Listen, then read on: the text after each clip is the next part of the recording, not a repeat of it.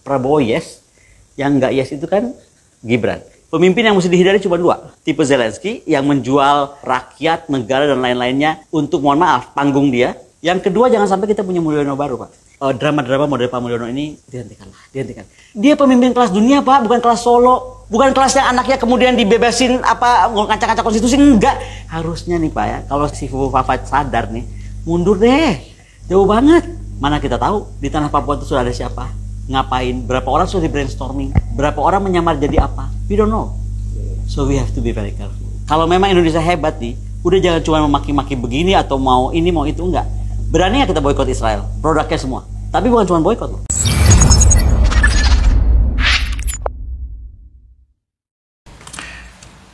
Assalamualaikum warahmatullahi wabarakatuh.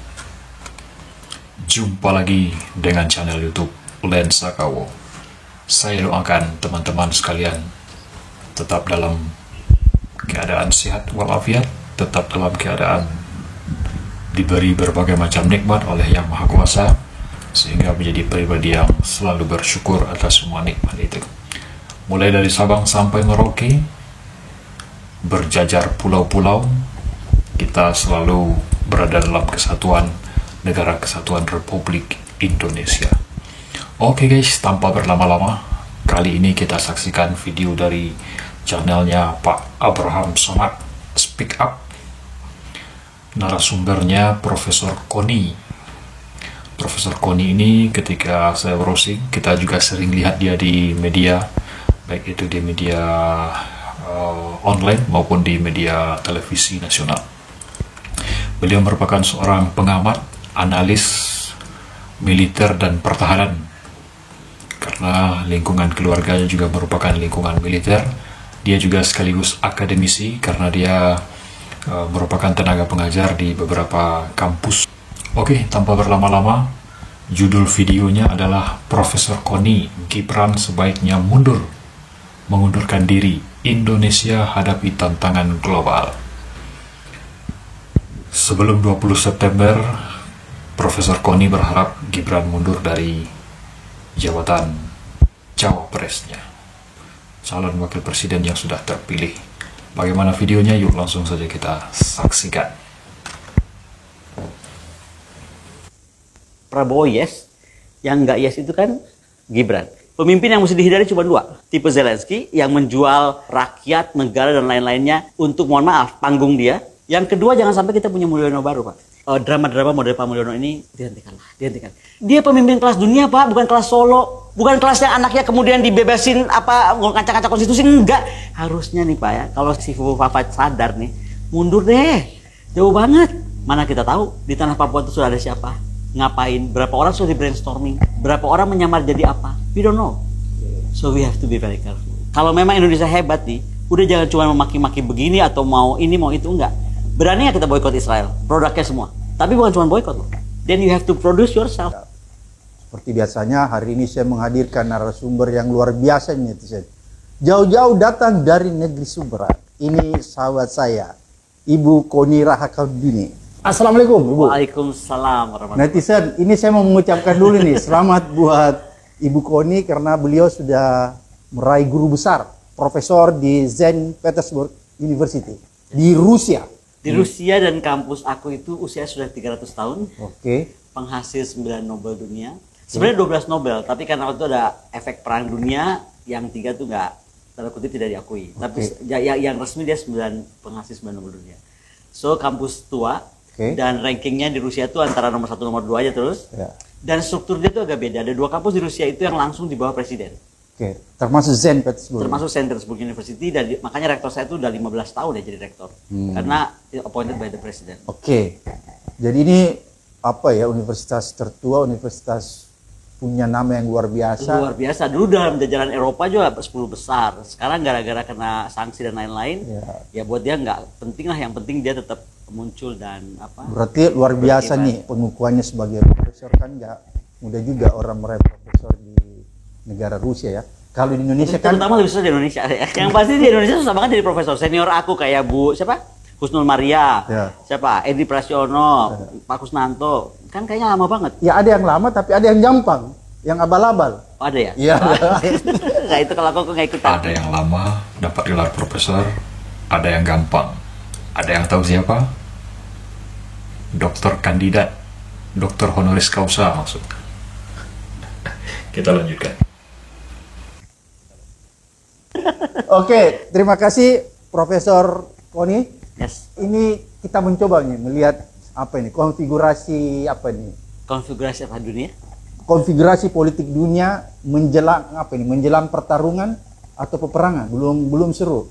Ada apa tuh prediksi orang bahwa akan terjadi perang dunia ketiga karena Bukan ada orang, malah calon presiden kita terpilih Pak Prabowo menyampaikan kan langsung di DPR ya. Oke. Beberapa hari yang lalu bahwa perang dunia ketiga sudah diambang. di depan mata gitu. Oke, kalau menurut Ibu Koni, kalau presiden terpilih saja sudah memprediksi bahwa akan ada perang dunia ketiga, kan berarti Indonesia harus siap dong.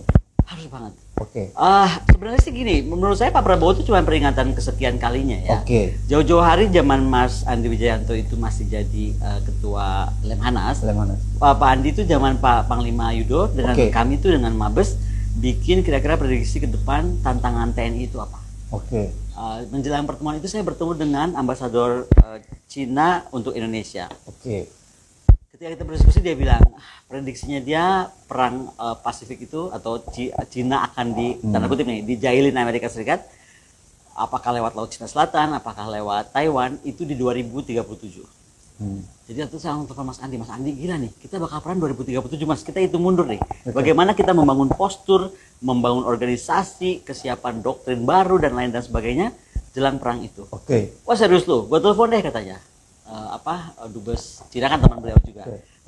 Dubes Cina bilang ke saya 2037. Mas Andi telepon 2035 perkiraan beliau. Jadi ada kemungkinan lebih cepat nih katanya sekitar 2 tahun. Itu perakiraan ya? Perakiraan. Oke. Dan kalau kita lihat konstelasi hari ini, efek dari Timur Tengah dan lain-lain bisa sangat-sangat lebih cepat.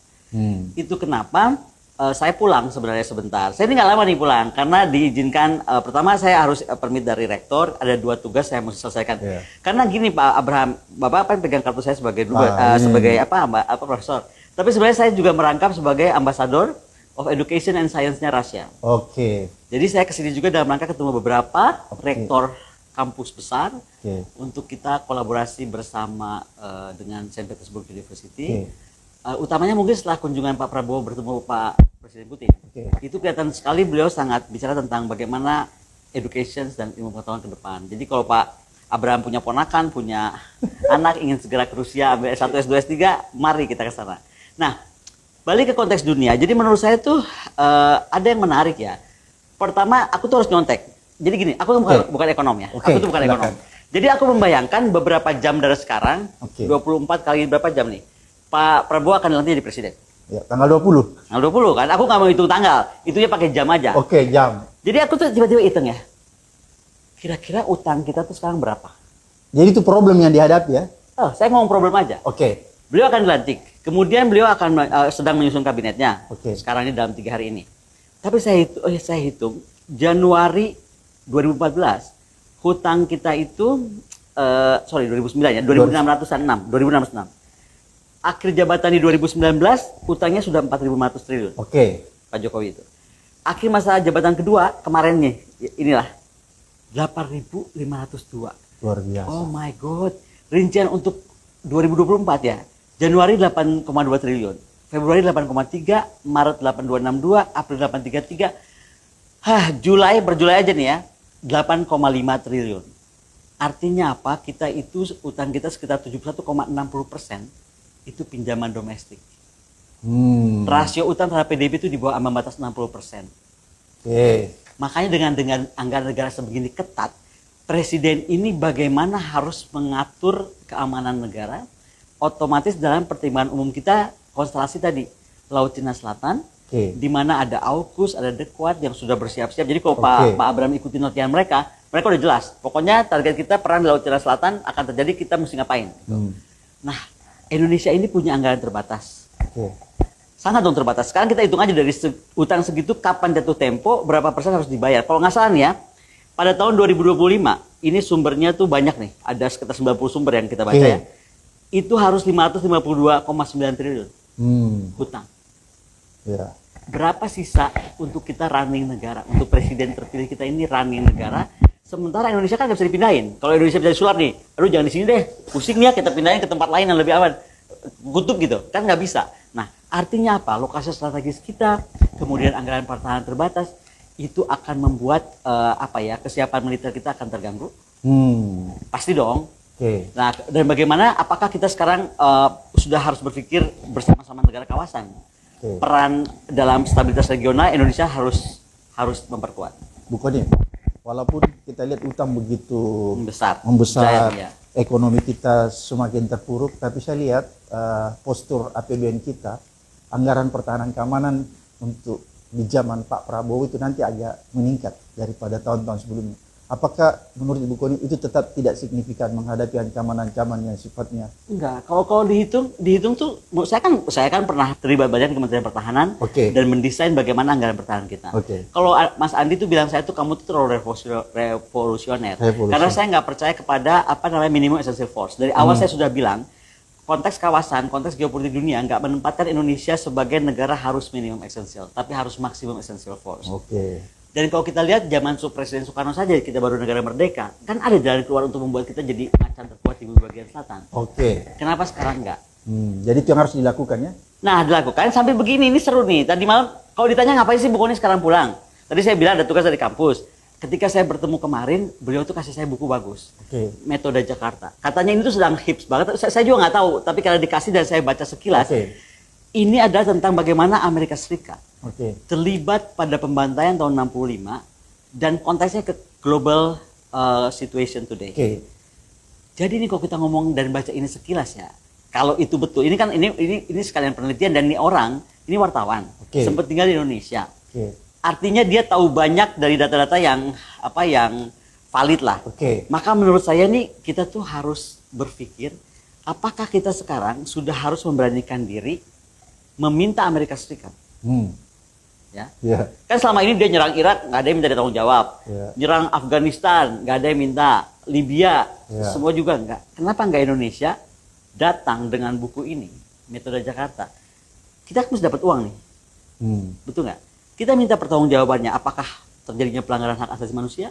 Di era 65 itu, saya ini terus terang bacanya masih jauh. Sekilas ya, tapi dari eagle view yang saya lihat itu ngeri banget. Kedua, bagaimana ganti rugi terhadap siapapun yang dituduh atau dianggap atau kemudian kena dampak, ya kan? Jadi kayak ganti rugi kalau perang kan ada pampasan perang atau ganti rugi karena perang. Kalau ini enggak, bagaimana dia mesti juga kita mesti minta apakah Amerika Serikat harus minta maaf secara diplomatik kepada Indonesia dan itu tidak usah dibayar langsung tunai kalau memang nggak ada uang, tapi dibayarnya pakai tadi apakah latihan militer. Kan latihan militer itu mahal Pak, ya kan? Eksersis militer. Kemudian dibantu dengan alat utama sistem senjata. Jadi, untuk paling tidak melakukan patrol. Alat perang kita dikirimin gitu, dibayar pakai alat perang. Semacam itu. Jadi ini kan kita ceritanya mau bantu nih, walaupun kita nggak diajakin ngomong sih, tapi kan boleh-boleh aja namanya kita memberikan ide. Karena kalau saya jadi presiden nih, saya bayangin hutang saya segini, saya jadi presiden langsung pertama-tama saya pening dong. Ini gimana nih? Bagaimana menanggulanginya ya? Bagaimana menanggulangi dengan utang segini besar perkembangannya? Kedua saya pengen tahu kenapa dia berkembang pesat sekali. Yang ketiga diduga dia akan bayar pertama ini beliau begitu dilantik, maka utang pertama yang harus dibayar tahun depan itu 552 triliun. Sisanya tuh berapa untuk running negara termasuk tadi defense untuk mempertahankan diri kita dari ancaman kawasan yang kalau sekarang baca apapun sudah diduga isu apakah Taiwan, apakah isu Laut Cina Selatan. Tapi kalau saya bilang even China sama Laut Cina Selatan nggak ngapa-ngapain, dampak Timur Tengah yang terus akan kalau nggak bisa kita stop, ini akan kemana-mana, masuk ke Asia Tengah, masuk ke kita juga akhirnya. Jadi konflik di Timur Tengah antara Iran, Israel, Lebanon, dan Palestina itu akan berdampak langsung ke Indonesia. Pasti dong, pasti. Ini bolanya tuh akan besar. Makanya saya bilang yang lebih mengerikan kalau menurut saya ini kalau akhirnya Syiah dan Sunni bergabung, keren. Ini kita nggak tahu loh. Contoh gini lah, ada yang kemarin ngomong gini kan, dengan rame-rame ada korban. By the way kita turut simpati ya, ada korban dari tentara kita yang sedang bertugas menjadi korban ya. Tapi kalau saya terus membaca banyak komentar orang, oh kita tutup aja Malaka. Ya kan supaya apapun yang terlibat dengan mereka ini akan terganggu gitu. Karena ini kan kita urat nadi kawasan. Ada wacana begitu. Ada wacana kan, Bapak baca kan. Jadi wacana tentang menghukum Israel dengan cara begitu. Kalau aku bilang ya itu backfire ke kita lah. Pertama itu kan laut, bukan lautan kita. Itu ada laut bebasnya kan, milik masyarakat dunia. Kedua, even though kita mau. Oke, kita juga gak perkasa nih. Sekarang gue tutup Malaka kalau macam-macam. Kita bisa tutup pakai apa? Seberapa banyak kita bisa patrol, ngusir-ngusirin orang di situ. Dan lain dan sebagainya. Akan mahal berapa lama kita mesti operasi udara. Operasi laut juga. Udah pasti kok operasi lautnya kan. Operasi udara kan pengintaiannya kan. Kan very expensive, Pak. Nah, nggak mungkin. Bukan nggak secara mungkin. Anggaran. Oh, anggaran kita sekarang nggak mungkin lah, nggak mungkin banget lah. Sekarang dari uang semua yang kita ada dipotong tadi bayar hutang tahun depan 552 triliun. Saya tuh wonder gimana caranya Menteri Keuangan kita besok menjaga ini semua agar kita bisa tetap normal gitu. Dengan sekali lagi, tingkat. Jangan dulu. Berarti Jokowi ini Mulyono memberikan beban berat bagi Presiden Prabowo ya? Kayaknya bukan cuma Mulyono ya Pak. Kita pernah bahas di sini loh.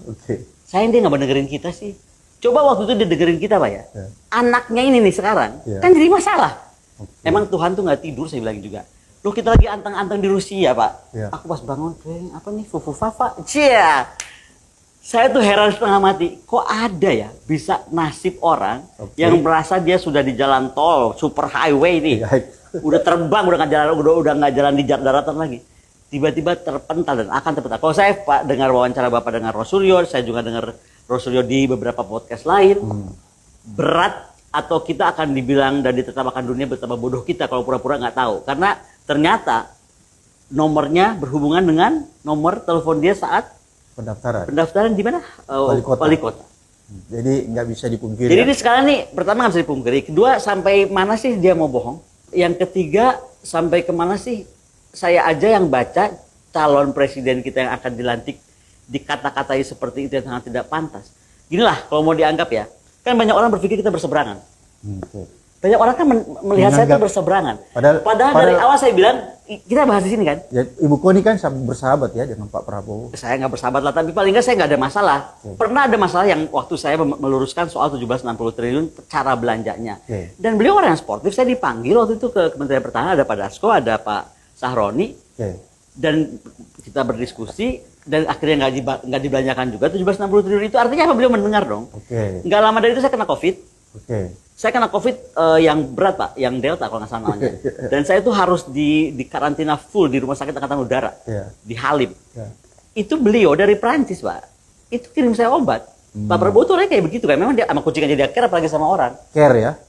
Tapi masalah ini kan orang-orang yang, kalau saya bilang bukan sekeliling dia Pak, sekeliling istana waktu itu yang menganggap wah bahaya nih gitu kan, pecahin gitu. Makanya seolah-olah Bu Koni anti Prabowo. No. Kalau mereka dengarkan dari awal kita bicara, saya kan udah bilang Prabowo yes, yang nggak yes itu kan Gibran.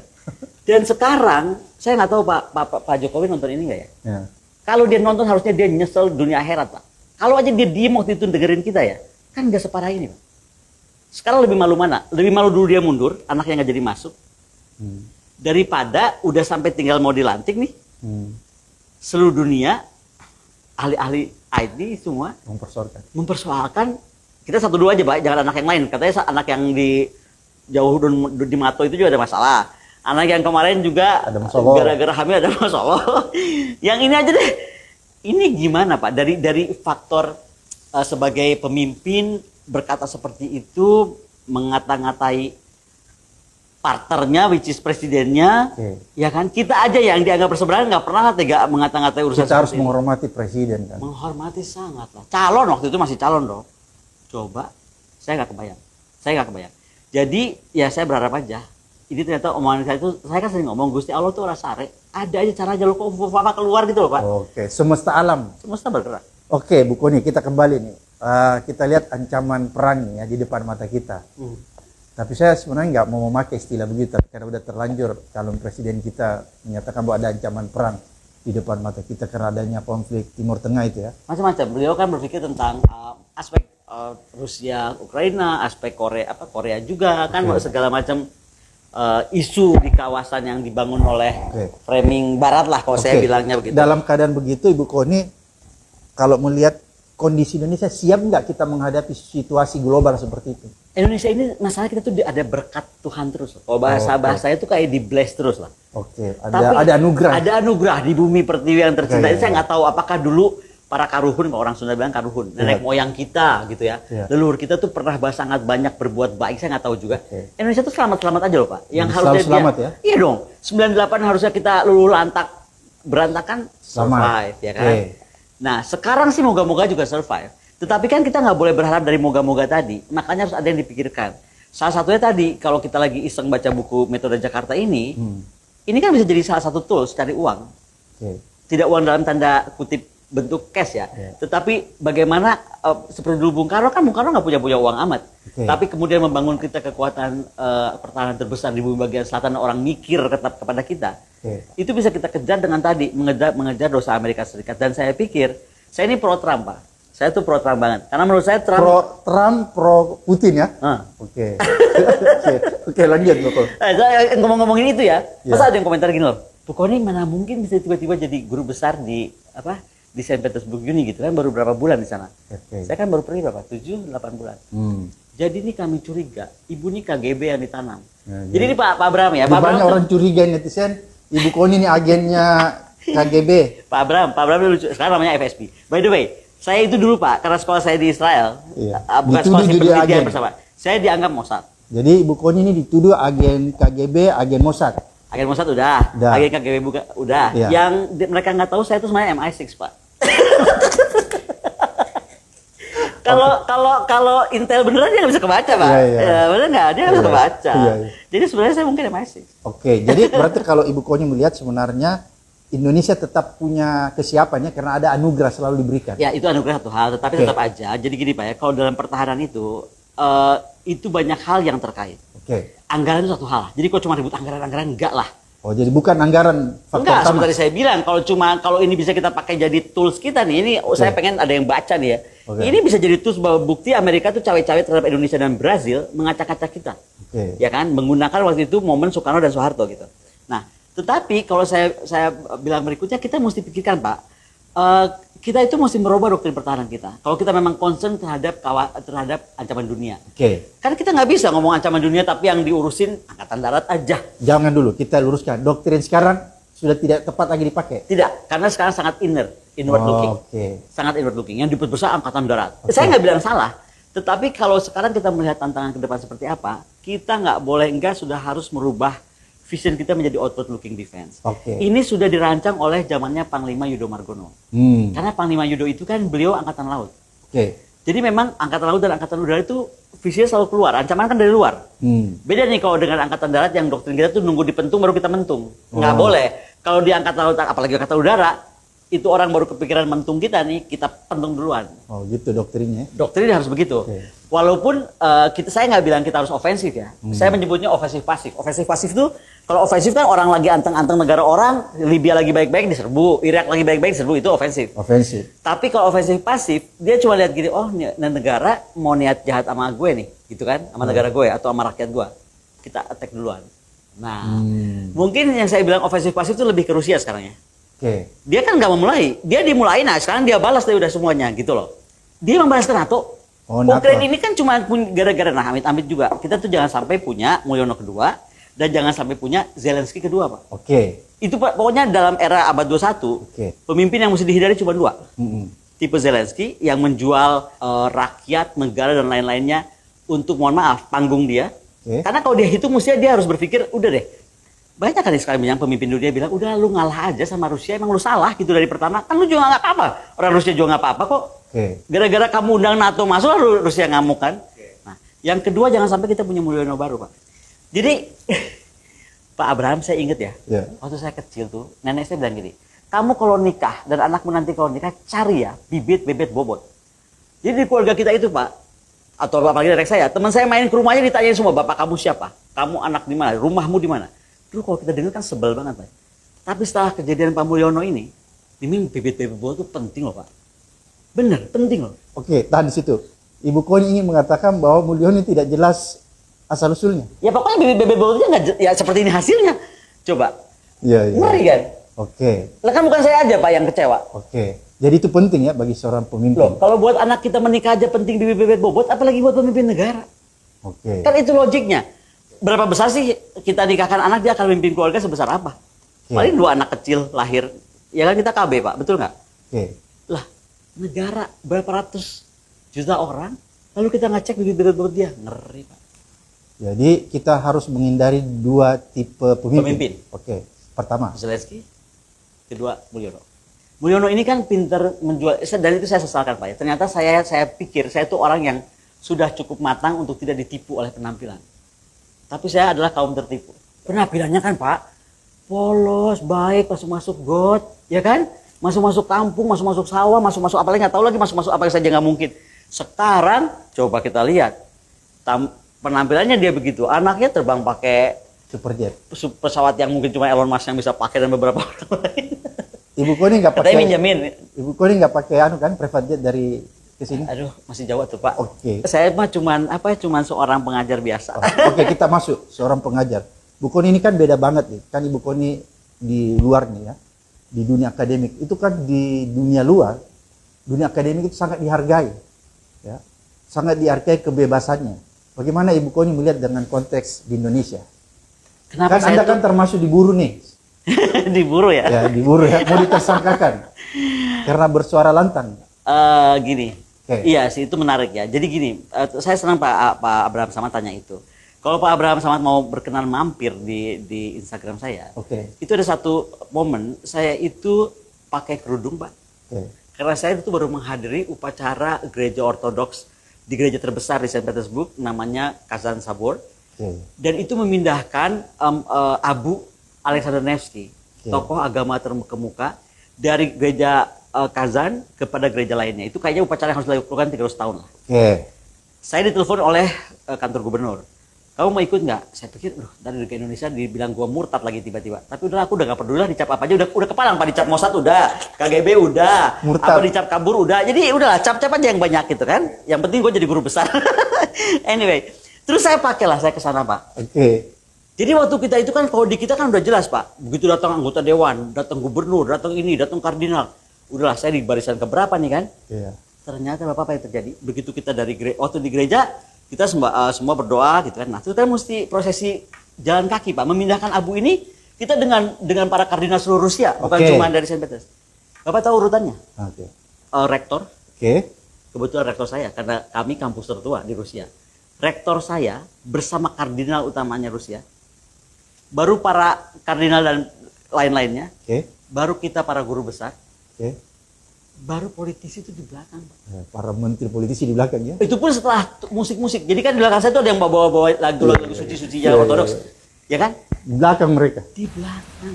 Itulah kenapa Rusia itu bisa sangat maju, Pak. Dia ini kena berapa?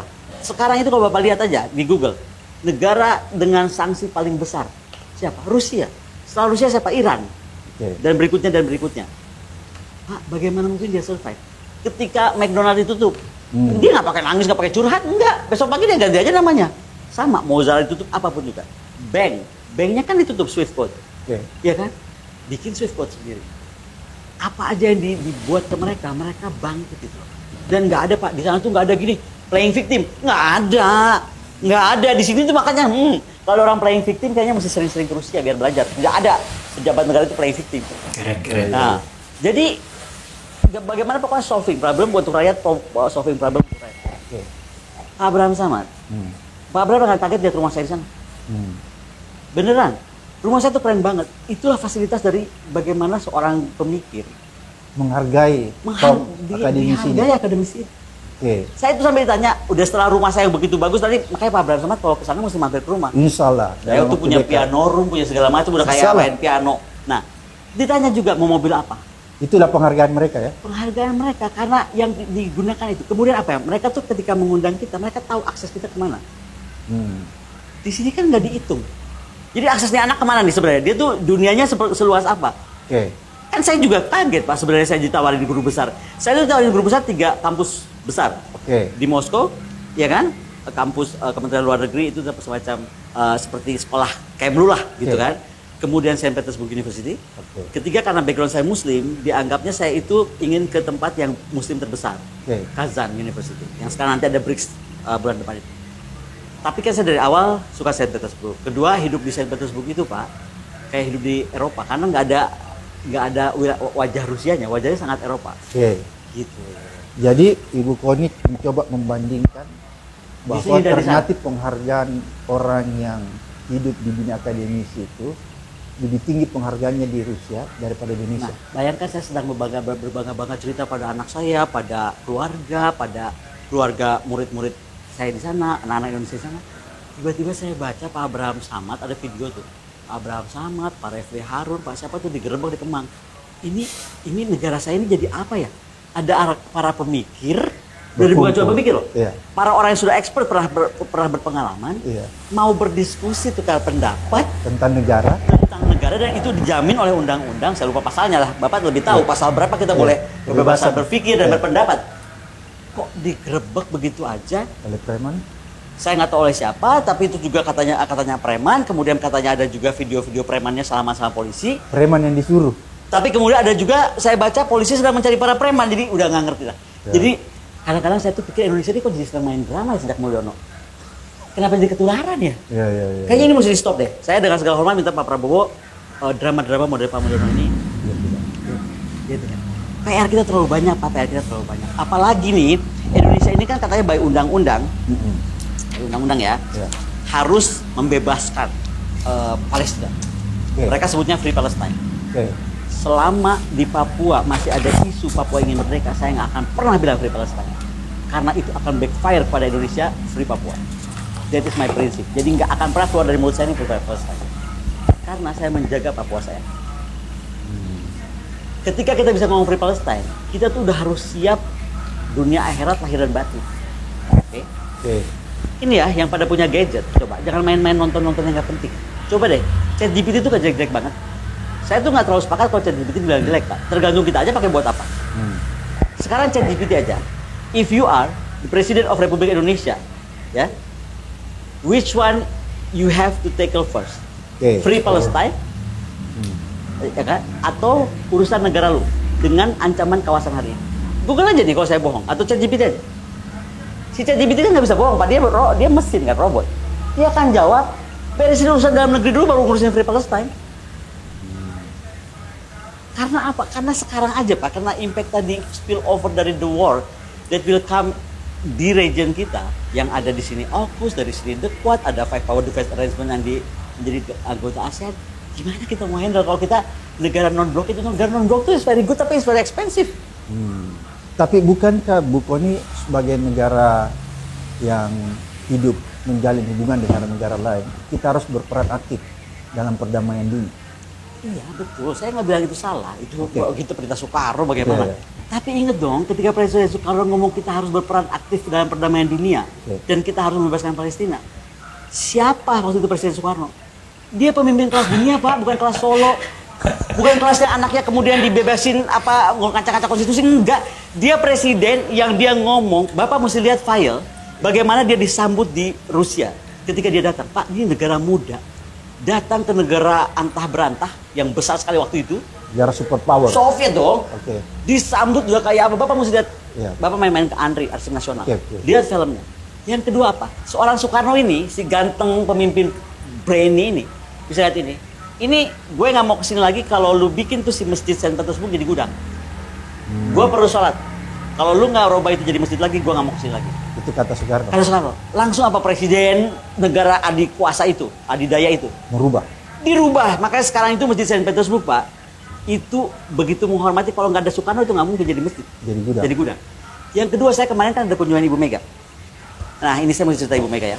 Ibu Mega itu berkunjung dan menjadi, aduh saya tuh senang banget ibu saya. Jadi gini, ibu itu bukan cuma dapat honoris causa. Beliau itu bicara, diundang bicara sebagai tokoh the governor of BRIN ya, advice of the BRIN ya. Jadi bagaimana beliau itu berbicara tentang ke depan nih kita mesti kerja sama apa dengan Rusia tentang ilmu pengetahuan dan tantangan ke depan Indonesia. Bayangin, perempuan ujuk-ujuk datang ke situ ke kampus tertua ini. Kan saya udah bilang sama ibu, Bu kita bahasnya AI Bu, kita bahasnya ini. Begitu rapat ibu ngomong apa? Enggak. Kalau kamu negara besar, kata ibu, ibu gua itu keren banget emang. Kalau kamu negara besar, kamu harus tahu solving gimana volcano bawah laut Indonesia. Itu kita semua kaget loh, karena volcano bawah laut gak ada yang bikin volcano bawah laut. Ibu itu. Nah, kemudian ibu bicara tentang AI di apa Pak? Forum Rektor. Apa sih orang bacanya Forum Rektor? Pak, Forum Rektor dari sebuah kampus yang sudah 300 tahun. Itu benar-benar rektor kelas-kelas kampus dunia juga, bukan kelas-kelas, mohon maaf ya gitu. Bukan kelas apa tadi, kampus yang bisa ngasih orang doktor harus pausa terus kampusnya di hotel. Enggak kayak gitu. Abal-abal. Nah, jadi itu buat kita harus kebanggaan. Oke. Jadi ternyata Bung Karno itu mewariskan itu. Yang kedua adalah dari situ ibu kan berkunjung ke Uzbekistan. Oke. Saya akhirnya ikut. Tadinya saya kan nggak bisa ikut, tapi akhirnya saya ikut. Kenapa? Karena ibu itu mau berkunjung ke makamnya Imam Bukhari. Ya ampun Pak. Saya pernah ke situ. Apa pernah ya? Iya. Sekarang Pak, itu lagi diperluas, udah kayak kita ke Makkah. Jadi wingnya makin lama makin besar. Nah sekarang lagi pembangunan kesekian Pak. Sehingga waktu ibu datang tuh semua disuruh berhenti karena ibu presiden kelima datang. Dan kita kemudian bisa berdoa. Bapak tahu apa yang terjadi? Dibangunkan museum kan? Ditulis kok itu tanpa Soekarno nggak ada itu makam Imam Bukhari. Kemarin menterinya tuh mendampingi ibu langsung ngomong, ibu ada ide apa nih? Madam Presiden ada ide apa supaya Imam Bukhari semakin dikenal? Ibu bilang, ini kan bukan cuma Samarkand Pak, ada Bukhara, ada apa? Harus bikin seperti Wali Songo kata ibu. Jadi dibuat satu visit itu adalah visit juga ke yang lain. Bapak bayangkan nggak? Itu buat saya Pak ya. Dulu bapaknya didengerin orang. Sekarang anaknya yang sudah tidak presiden lagi, tetapi karena pemikirannya didengarkan untuk sebuah negara dan minta pendapat dari beliau. Harusnya nih Pak ya, kalau si Fufu Papa sadar nih, mundur deh, jauh banget. Oke, Bu Poni, kembali lagi. Yes. Jadi ini kan saya udah paham nih cara berpikir Bu Poni. Agak aneh ya Pak ya? Oke, kita tetap harus berperan ya dalam isu perdamaian nasional ya, perdamaian Jadi tadi saya tuh internasional. belum selesai Pak. Oke. Jadi gini, betul isu perdamaian. Tadi saya udah bilang kan, Bung Karno itu bisa jadi terhebat di bumi bagian selatan, pertahanan kita karena kerjasama. Kemudian apa? Jangan ngomong anggaran. Ngomongnya apa? Bagaimana training kita mau dibangun? Training para prajurit. Oke. Equipment yang harus dibeli itu apa? Jadi bukan karena ada anggaran beli equipment, enggak. Oh, dibalik. Equipment apa yang kita mesti punya, cari anggarannya gitu kan. Jadi dibalik ya. Ya. Lalu bagaimana tentang sistem personil kita dibina? Ya kan? Kemudian bagaimana infrastruktur dibangun? Infrastruktur kan nggak selamanya cuman beli Pak, tapi bisa gini, kita beli Wow, ini amazing. Ini membuka cakrawala berpikir kita. Bagaimana seorang Ibu Koni yang dihargai ketika dia berada di luar sana, dinobatkan sebagai guru besar di kampus tertua di Rusia, kemudian diberi berbagai fasilitas yang itu sebagai tanda terima kasih dari pemerintah, yang itu tidak ada di negara plus 62 ini.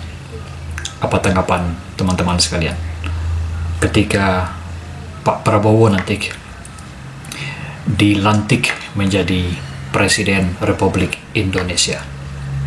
Semoga Indonesia menjadi negara yang bisa bersaing di kancah internasional, yang membanggakan Ibu Pertiwi, membanggakan presiden-presiden terdahulu, membanggakan seluruh anak negeri. Kita berharap seperti itu. Terima kasih sudah menyaksikan video ini. Untuk video selengkapnya teman-teman bisa browsing langsung ke channelnya Pak Abraham Samad.